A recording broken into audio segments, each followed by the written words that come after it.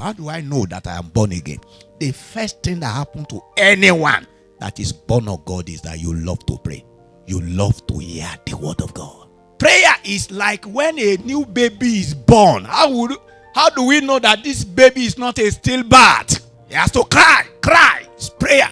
When we got born again, the way we pray, we don't normally pray the way the people we met in the church used to pray. You pray as though nobody is watching you. Do you understand? We pray like dogs infected with rabies. You pray like a madman.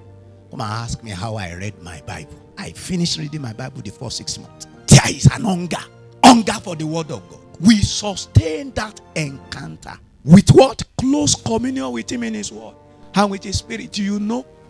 I knew this long earlier when I got born again, that it will be, I'll be studying my Bible, it will be that there is an external person that sat next to me explaining the Bible to me.